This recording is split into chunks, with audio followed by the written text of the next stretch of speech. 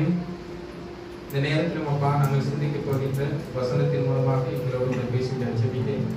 அடுத்த வாரத்தில் கர்த்தாவே ஆண்டை இந்த திருசபை துவங்கின நாளை கொண்டாடும் வேலை இந்த தினத்தில் நாங்கள் எப்பேற்பட்ட நாளை வார்த்தைகளை சிந்திக்க வேண்டும் என்று நீர் எங்களுக்கு அறிவுறுத்துகிற மேலாண்மை நன்றி. அப்பா அப்படிதான் நாங்கள் சிந்திக்கின்ற வார்த்தைகள் மூலமாக எங்களை தகுதிப்படுத்துங்க, எங்களை பலப்படுத்துங்க. எங்களோடு கூட ஜெபிக்கிறேன்.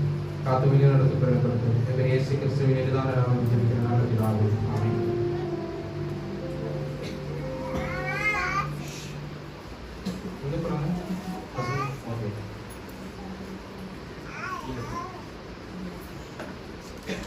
Okay, praise the Lord. Hallelujah. Hallelujah. Hallelujah.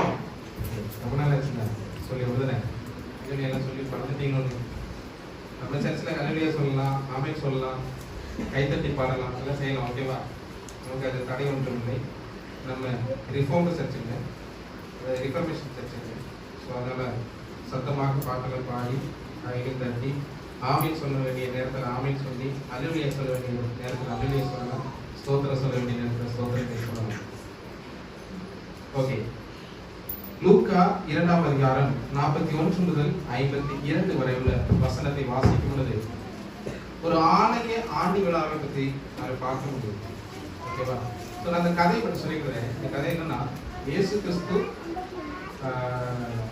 எங்க போறாரு? இயேசு கிறிஸ்து அவருடைய அப்பா அம்மா 3 பேருமே எருசலேமுக்கு செல்றாங்க. அங்க போயிட்டு அந்த ஒரு ஆலய ஆண்டு விழாவுக்கு சென்று பேசி போறாங்க. ஓகேவா? எங்க போறாங்க? எருசலேமுக்கு போறாங்க. எதுக்கு போறாங்க? ஆண்டு விழா. ஸோ ஆலய ஆண்டு விழா அப்படிங்கிறது வந்து ஒரு மைல்கல்லை தாண்டி போகக்கூடிய ஒரு பயணம் தான் ஆலய ஆண்டு விழா அப்படிங்கிறது.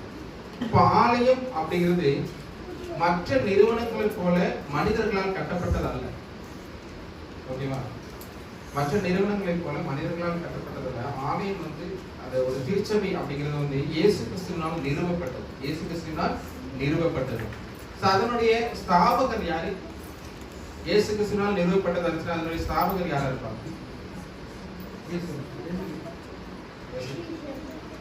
சீசர்களா? இயேசு கிறிஸ்து. ஓகேவா? அப்போ ஆண்டவராகிய இயேசு கிறிஸ்து தான் அதனுடைய ஸ்தாபகரா இருப்பாங்க. ஆகவே திருச்சபை வரலாற்று பயணம் ஒரு புனித பயணமாக எடுத்து அதை வந்து ஒரு இயேசுடைய 12வது வயதுல என்ன நடக்குதுன்னா, நசரேத்திலிருந்து எருசலேமுக்கு பயணம் செல்லும் போது என்ன நடந்துச்சு, அந்த நிகழ்வுல இருந்து நம்ம என்ன கற்றுக்கொள்ளலாம் அப்படிங்கிறது தான் நம்ம இந்த தினத்துல நம்ம சிந்திக்க போகிறோம். ஓகேவா? வாசிக்கலாம். 41, 42 வசனங்கள். லூக்கா 2, 41, 42. அவருடைய தாய் தகப்பன்மார் வருஷந்தோறும் பஸ்கா பண்டிகையில் எருசலேமுக்கு போவார்கள். அவருக்கு 12 வயதான போது அவர்கள் அந்த பண்டிகை முறைமையின்படி எருசலேமுக்கு போய் இங்க இந்த எருசலேமுக்கு போகிறது, அதாவது யூத பண்பாட்டின்படியாக யூதர்கள் ஒரு வழிபாட்டின்படியாக ஒரு வருஷத்துல 3 முறை என்ன செய்வாங்கன்னா அங்க போய் எருசலேமுடைய மைய பகுதியில போய் அங்குள்ள ஆண்கள் மற்றும் ஆண்கள் மேக்சிமம் ஆண்கள், பெண்கள் வரலாம், தடை ஒன்றும் இல்லை. ஆண்கள் மெயினாக சென்று அந்த மைய பகுதியில சென்று ஆராதித்து அங்க சேர்ந்து அங்க கொண்டாடிட்டு வரணும். எப்படி ஆராதித்து வரணும்? எருசலேம் மைய பகுதியில் மைய பகுதியில் சென்றது. ஓகே, அங்க சென்று அங்க இருக்கக்கூடிய தேவாலயத்துல ஒன்று கூடி அங்க கொண்டாடிட்டு ஆலய நாளை மட்டுமல்ல அந்த பஸ்கா பண்டிகை வந்து கொண்டாடிட்டு வரணும் அப்படிங்கிறதான ஒரு நியதி வந்து நியாயப்பிரமாண நியதி வந்து எங்க இருந்துச்சு? எருசலேம் ஜனங்கள்ல யூத ஜனங்கள்ட்ட இருந்துச்சு. ஓகேவா? யூத ஜனங்கள்ட்ட இருந்துச்சு. மெயினா ஆண்கள் என்ன செய்யணும்? இந்த வருஷத்துல 3 முறை அங்கு செல்ல வேண்டும் அப்படிங்கிறதான சொல்லியிருந்துச்சு. ஸோ இப்படி வழிபட வேண்டும் அப்படிங்கிறதான ஒரு பிரமாணத்தை இந்த யூதர்கள் வந்து ஃபாலோ பண்ணிக்கிட்டு இருந்தாங்க. அப்போ யூத பெற்றோரான யோசேப்பு மரியாளும். யோசேப்பு மரியாளும் யாரு? யாரு மணி?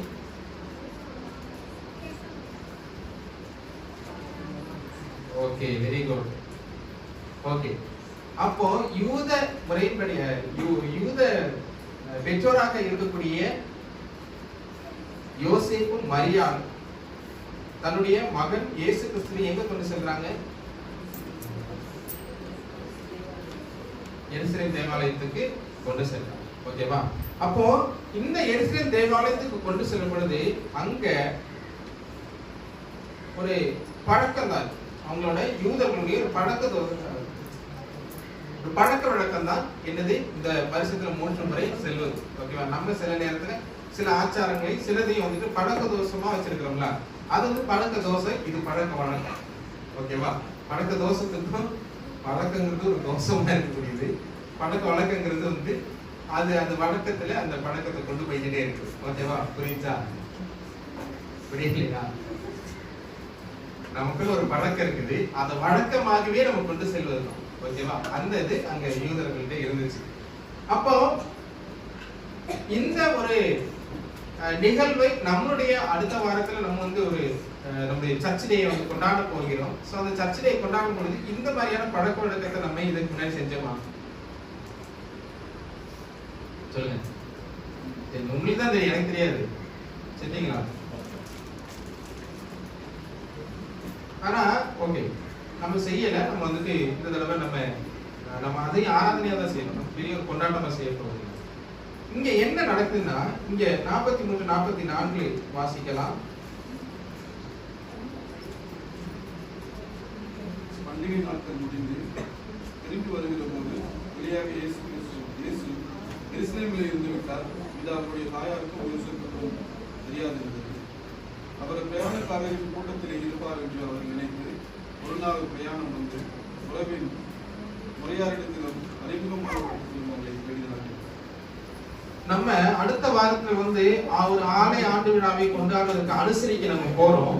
இது ஆண்டுதோறும் எல்லா வருஷத்திலையும் ஒரு சடங்காச்சாரமாக இது கொண்டு செல்லணுமா அப்படின்னா கொண்டு செல்லக்கூடாது. ஆச்சாரமாக ஒரு சடங்காக நம்ம கொண்டு செல்லக்கூடாது. ஆனால் ஒரு ஆராதிப்பதற்காக தேவனானவர் நம்ம ஒன்று கூட்டினார் அப்படிங்கிறதுக்காக நம்ம சேர்ந்து துதித்து தேவனை மகிமைப்படுத்துவதற்காக நம்ம கடந்து வரலாம். ஆனா இங்க என்ன நடக்குதுன்னா 43, 44 வசனங்களை வாசிக்கும் பொழுதே முதல் 41, 42 வாசிக்கும் பொழுது அதுல இருந்ததுன்னா ஒரு சடங்காச்சார பயணத்துக்கு தான் அவங்க சொல்றாங்க. அப்படிதானே? ரெண்டாவது பார்க்கும்போது 43, 44 வாசிக்கும் பொழுது ஒரு அறியாமையின் பயணத்தை இங்க பார்க்க முடியுது. ஒரு அறியாமையின் பயணத்தை இங்க பார்க்க எப்படின்னு சொன்னா, இயேசுவை எருசலேமில தவற விட்டாங்க. யாரை தவற விட்டாங்க? இயேசுவை எருசலேமில தவற விட்டுட்டாங்க. இப்ப அதை பத்தி தெரியாமலே இவங்க எங்க போயிட்டாங்க? அவரை தவற விட்டுட்டோம் அப்படிங்கக்கூடிய உணர்வு இல்லாம, காணல, அவரை பார்க்க முடியல அப்படிங்கிற உணர்வு இல்லாம இயேசு கிறிஸ்துவினுடைய பெற்றோர் ஒரு நாள் பயணம் போயிட்டாங்க. ஒரு நாள் பயணம், ஒரு நாள் போயிட்டாங்க. அவங்க 3 நாள் பயணம் போகக்கூடிய இடத்துல ஒரு நாள் ஆல்ரெடி யார் போயிட்டா? இயேசு கிறிஸ்துவை விட்டுட்டு அப்பா அம்மா போயிட்டாங்க. ஓகேவா? அப்போ இயேசுவின் பெற்றோர் ஒரு நாள் பயணம் செஞ்சுட்டாங்க. இதற்கு காரணம் அவங்களுடைய அஜாக்கிரதை, நிர்வசார், அவங்களுடைய அஜாக்கிரதை. அப்போ இப்படிப்பட்ட பிள்ளைய வந்து தவற விடலாமா? இப்படிப்பட்ட பிள்ளையை தவற விடலாமா? சொல்லுங்க. ஏன் இப்படிப்பட்ட பிள்ளைனா, பெற்றோருக்கு நல்லாவே தெரியும் இது யாருக்கு தெரியும், இயேசு கிறிஸ்து யாருன்னு மக்களுக்கு தெரியாது, ஆனா பெற்றோருக்கு தெரியும். இந்த இயேசு கிறிஸ்துவானவர் எப்படி நம்ம பெற்றெடுத்தோம், எப்பேற்பட்ட குழந்தை அப்படின்னு சொல்லி அவங்களுக்கு தெரியும். அந்த ஒரு அஜாக்கிரதைனாலதான் போனாங்கன்னு தெரியல. ஆனா இந்த அஜாக்கிரதை அவங்களுக்கு இந்த 12 வயசுலயே இந்த ஒரு அஜாக்கிரதை தேவையில்லையா இருக்கு. அப்படிதானே? அப்ப இங்க இந்த அஜாக்கிரதையை நம்ம பார்க்கிறோம். அவங்களுடைய அனுமானம் என்னன்னு சொன்னா, அனுமானம்னா அவங்களுடைய சிந்தை என்னன்னு சொன்னா, அவங்க சிந்திக்கிறது என்னன்னு சொன்னா, அவங்க வந்த பயணிகள் கூட்டத்தில் அவர் இருப்பாரு. திரும்பி போகும்போது இவ்வளவு ஜனங்கள் வருது, யாருக்கிட்டையாவது இருப்பாரு, அங்க யாருக்கிட்டையாச்சும் பேசிக்கிட்டு இருப்பாரு, ஏதாவது நம்ம சொந்தக்காரங்க யாருக்கிட்டே இருப்பாங்க அப்படின்னு சொல்லி அவங்க நினைச்சு மரியாதை நினைச்சது நம்ம கூட வந்து யாருக்கூடயும் அவங்க இருப்பாங்க அப்படிங்கிறதால ஒரு அனுமானத்துல இவங்க இருந்தாங்க. அப்ப இங்க இந்த அனுமானத்தின் அடிப்படையில இந்த பிக்சர் நினைச்சாங்க, ஒரு நாள் பயணத்தை போயிட்டாங்க, ஒரு நாள் பயணம் போயிட்டாங்க. இப்படிதான் நம்ம அநேக கிறிஸ்தவ வாழ்க்கையில அநேக கிறிஸ்தவர்கள்ட்ட என்ன இருக்குன்னா, தேவன் இயேசு கிறிஸ்துவான நம்மோட இருக்கிறார், நம்ம கிட்டதான் இருக்கிறார் அப்படின்னு சொல்லக்கூடியதான ஒரு அனுமானத்துல போய்கிட்டு இருக்கும். ஓகேவா? ஒரு சிந்தையோட கூட இருக்காரு, என்றதான் இருக்காரு.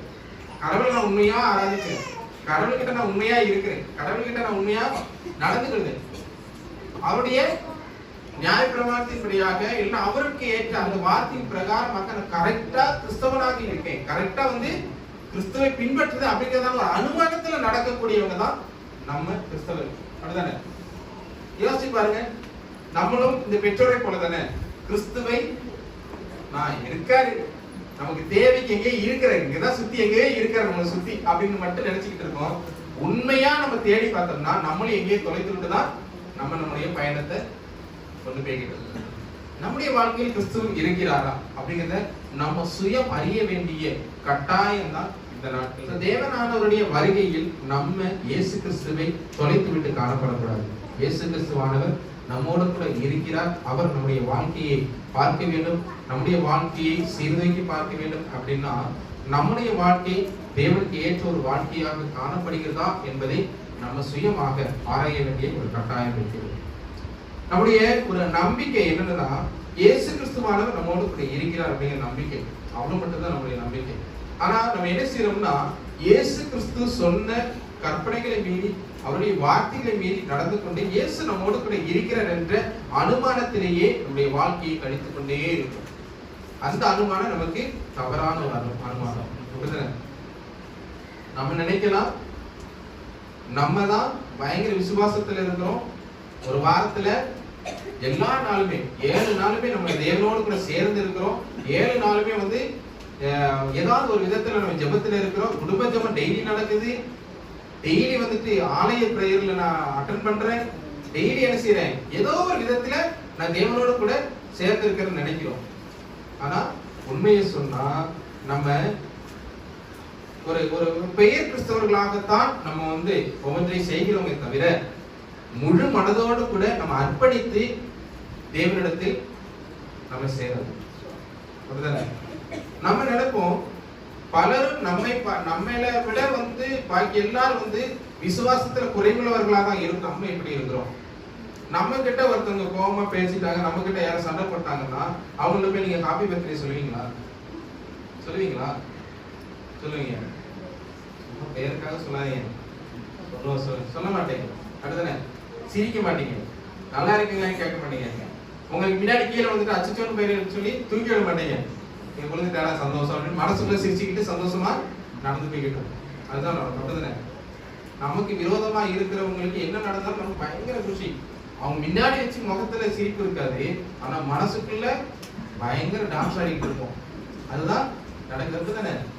ஏன்னா நமக்கு எதிராக இருக்கக்கூடியவங்க எப்படியாவது எக்கேடா கிட்ட போகணும் அப்படிங்கிறதால சிந்தையில் நம்ம இருக்கும் பொழுது திருச்சபைக்கு அவ்வளவுக்கு வராதவங்க நம்ம நினைக்கிறோம் இவங்க எல்லாம் உலக பிரகாரமா இருக்கிறான்னு சொல்லி.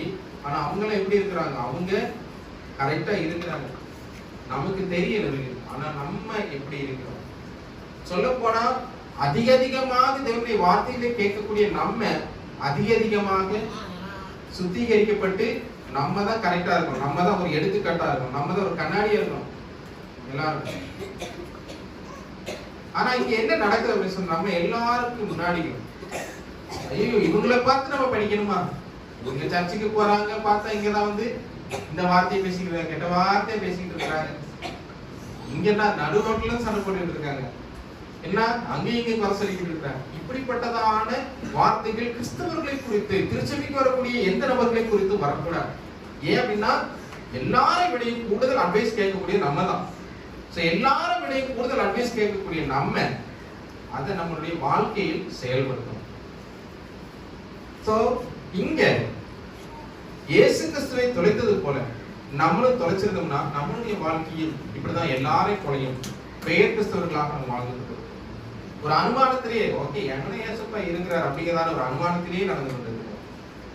வாசிக்கலாம் 45-48.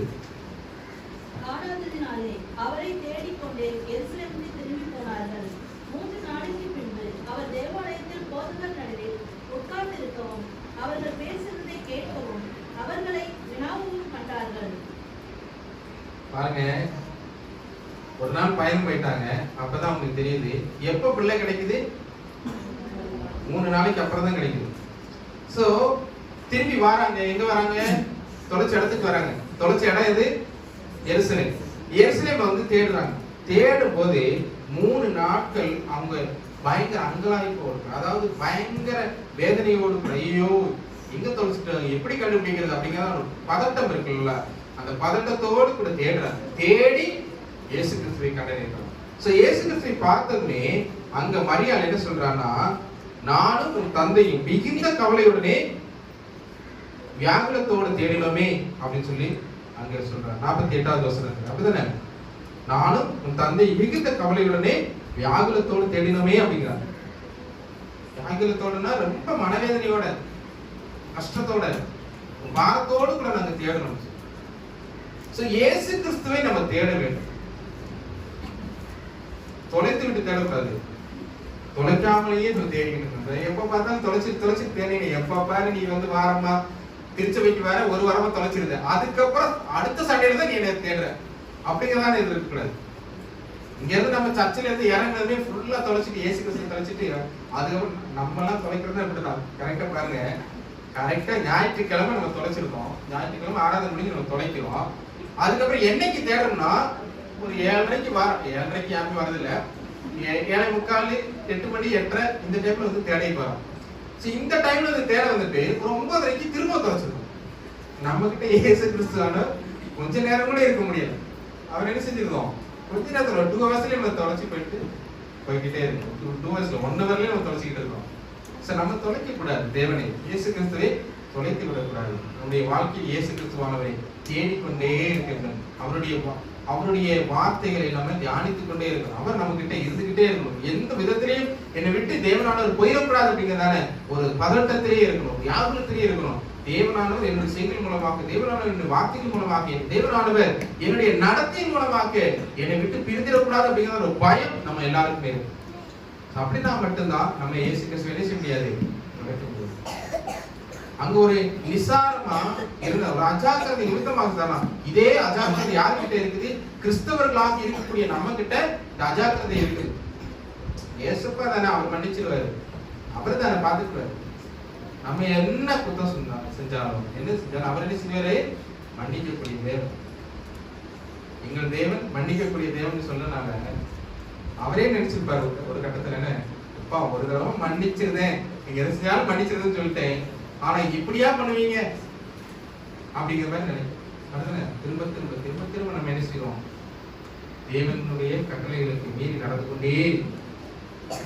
தேவன் இல்லாத ஒரு பயணம் எப்படிப்படுதுன்னா ஒரு வியாகுல பயணம். அப்படிதானே? அந்த பெற்றோருக்கு எப்படி இருந்துச்சு, ஒரு வியாகுலம், ஒரு வேதனை இருந்துச்சு. நம்முடைய வாழ்க்கையிலையும் ஒரு வியாகுலம் கண்டிப்பாக தேவன் இருக்கக்கூடிய இடத்தை வேற யாராலையும் என்ன செய்ய முடியாது, ஃபில் பண்ண முடியாது, நிரப்ப முடியாது. தேவன் இருக்கக்கூடிய அந்த இடத்தை யாரால மட்டுமே நிரப்ப முடியும், தேவனால் மட்டுமே தான் நிரப்ப, இயேசு கிறிஸ்துவால் மட்டுமே தான் நிரப்ப. அவருக்கு பதிலாக எதையுமே அதுல வைக்க முடியாது. இயேசுடைய பிரசனம் இல்லாமலேயே நம்ம என்ன செய்ய முடியாது, நம்முடைய வாழ்க்கையை நகர்த்தி கொண்டு போய்கிட்டே இருக்க முடியாது. சோ நம்மளுடைய ஒரு ஆண்டு விழாக்காக நம்ம தயாராகணும். அதுக்காக ஜெபத்துல நம்ம இந்த ஒரு வாரம் அதற்காக ஜெபம் நடக்கும். நம்ம அடுத்த வாரத்துல எப்படி வரப்போறோம், அடுத்த வாரத்துல எந்த சிந்தையோட கூட வரப்போறோம், அடுத்த வாரத்துல கர்த்தாவே இந்த வாரத்துல இந்த வசனத்தை நான் கேட்டேன், அடுத்த வாரத்துல எப்படி நான் வசனத்தை கேட்க போறேன், இந்த வசனம் என்கிட்ட எப்படி கிரியை செய்ய போகிறது அப்படிதான சிந்தையோடு கூட தான் நம்ம கடந்து வரணும். வாசிக்கலாம் 51வது வசனம்.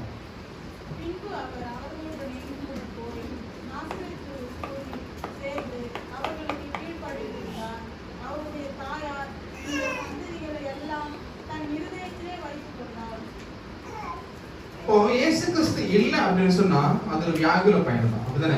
வியாகுல பயணம், அது ஒரு மகிழ்ச்சியற்ற பயணம். அப்படிதானே? அப்போ அதுல ஒரு விழாவாக, ஒரு ஆண்டு விழாவாக கொண்டாடினாலும் அது எப்படிப்பட்ட விழாவா இருக்கும், வியாகுல விழாவா இருக்கும். அப்படிதானே? வேதனையில விழாவா இருக்கும்.